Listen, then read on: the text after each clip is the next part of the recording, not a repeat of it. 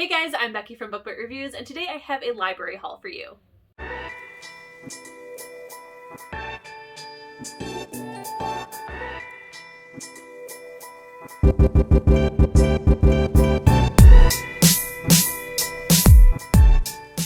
A library book haul is something that I have done once before on my channel. I don't normally do them because I usually do a monthly TBR, but I've decided to stop doing monthly TBRs starting in 2021. I'm somebody who definitely likes to have a plan and a TBR, but I'm also somebody who is a mood reader and definitely prefers to kind of just go with the flow and whatever I'm feeling like pick up instead of being forced into something. So as you guys may or may not know, I do work at my local library. I get the majority of my books from the library before I buy them.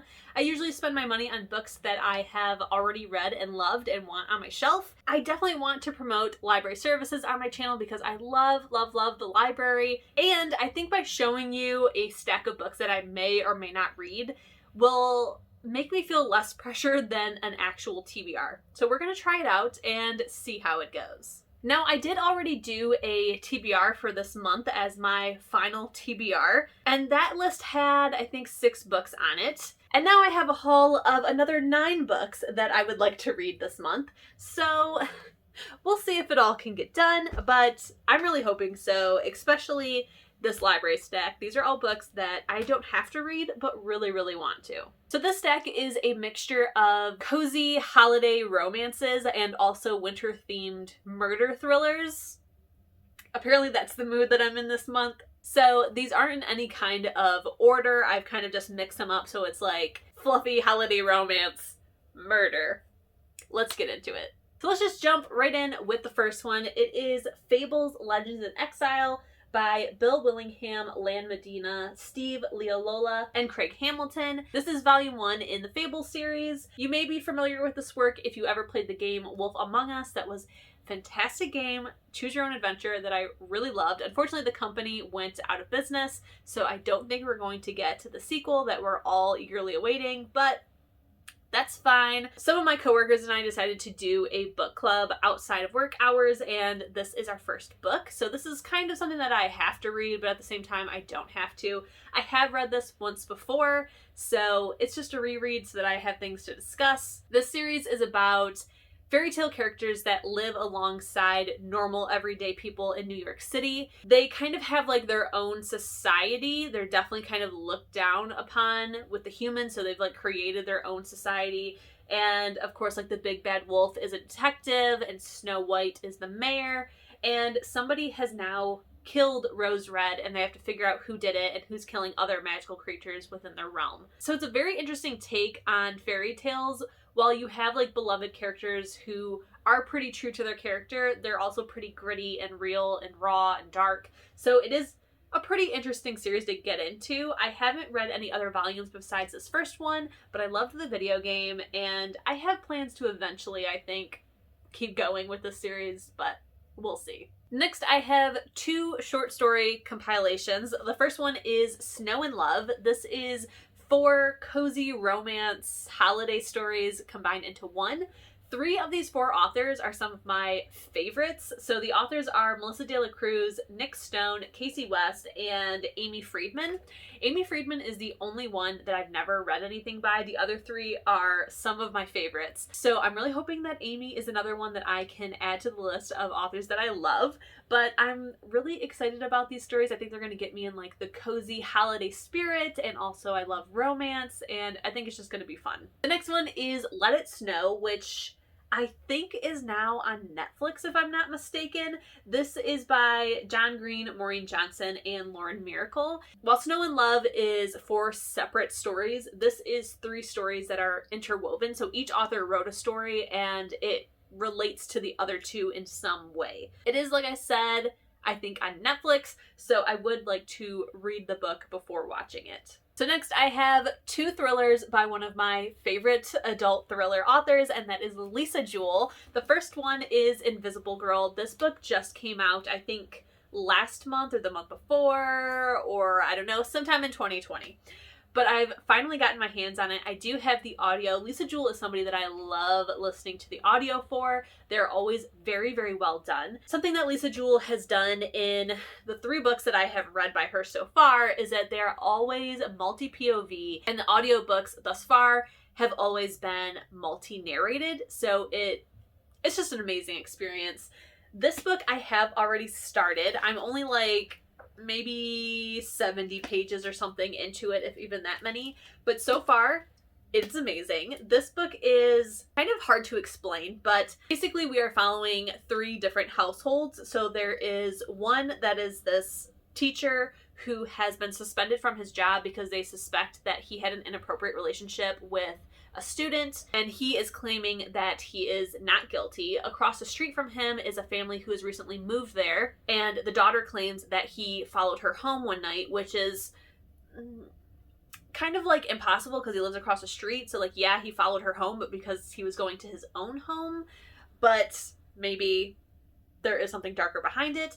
And then the third household is a girl who used to be a patient of the neighbor across the street from the guy. He's a child psychologist. She used to be one of his patients, and she is like kind of stalking his family because they've ended their sessions. So all of their stories are like interwoven, and something is going on with each person. Like something darker is happening behind the scenes, and it's just really good. I know that's like a very weird and terrible description for this book, but I don't know how else to describe it. The other book that I have by Lisa Jewell is Watching You. This one I have a slightly better description for. So this one is about a local headmaster who is super well loved by his students, except for one, which I believe is also like maybe his neighbor. She thinks that something is going on with him and her best friend. She thinks that he gets a little too close to her and a little too leery. And her mom thinks that he is stalking her. Now, I don't know if that means he's stalking the mom or he's stalking the girl who's suspicious of him, but he may be stalking somebody. And then she also finds a diary from like 20 years ago of a girl talking about having an inappropriate relationship with her teacher by the same name as him. So it could be him. I don't know, but really excited to get into it. Next, we have Snowed In by Rachel Hawthorne. Can we just talk about how cute this is? I didn't even realize that there were teen, like, little baby paperbacks like there are for the adult romance section. I am so excited to get to this book. So this is a book about a girl who moves from Texas to Michigan, where I live, which is why I was like, yep, picking that up. And they move to an island off of Lake Michigan. Her mom buys, I think, like a hotel or something, or a B&B, and they like do it out of nowhere in the middle of winter. So she's pretty miserable, except for the fact that there is a really cute boy who is not only irresistible, but also hard to understand. So I'm really excited about this one. It sounds really cute. There's like some kind of blizzard that ends up snowing them in. Is that even a phrase? Snowing them in? It is now. It ends up snowing them in, and they're trapped together, so I'm really excited to get to this one. Next, I have Bone Music by Christopher Rice. This book sounds very interesting. It is super dark, and I really wasn't expecting it. I was kind of expecting just like a crime thriller, but when I read the description for this, I was like, okay, sign me up. So this is about a girl who finds out that she has been raised by serial killers who killed her mom in order to take her, and they have spent like majority of her life trying to turn her into this like twisted image of a child that they've always wanted. She then ends up getting rescued and goes back to live with her father, but he ends up exploiting her and kind of like using her as a moneymaker.